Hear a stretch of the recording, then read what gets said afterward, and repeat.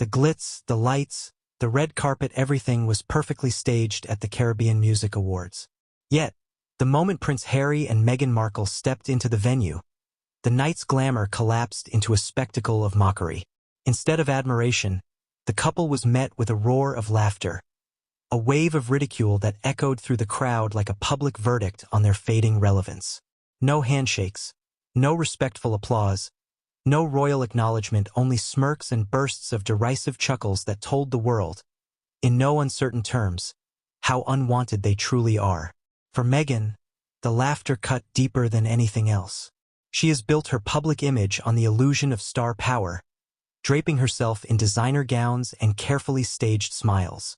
But in that very moment, it became painfully obvious that her Hollywood royalty narrative had collapsed. The audience didn't see glamour, they saw desperation.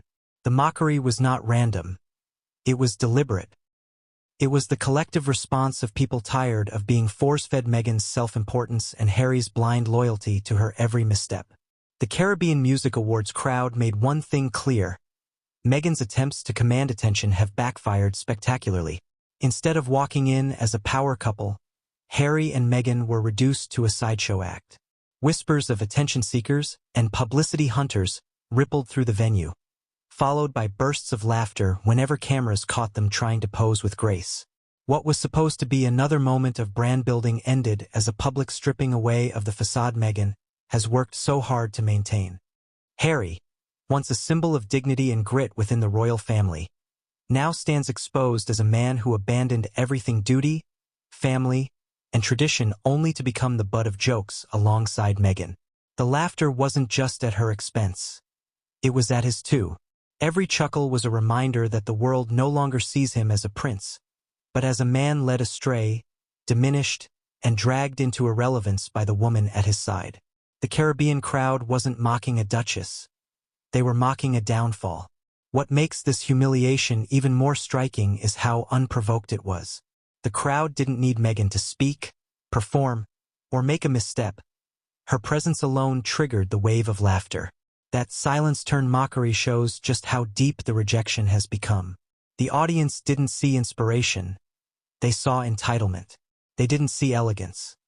They saw a performance so thin that even the best red carpet pose couldn't disguise it. For Meghan, who thrives on controlling narratives, the event was a disaster she could not spin. Cameras captured it all. The awkward glances, the forced smiles, the couple trying to laugh off the mockery as if it didn't sting. But the truth was plain. The crowd had decided that their presence was a joke. And once the crowd laughs, no amount of PR money or Netflix spin can erase it. The Caribbean Music Awards was supposed to elevate Meghan and Harry into cultural icons, but instead, it showcased their reality. Global figures stripped of respect, rejected by audiences, and laughed out of the very spotlight they chase. What happened that night was not a misunderstanding, not a rumor, not a spin. It was real, raw, and undeniable, the sound of laughter drowning out the last fragments of Meghan's carefully manufactured image.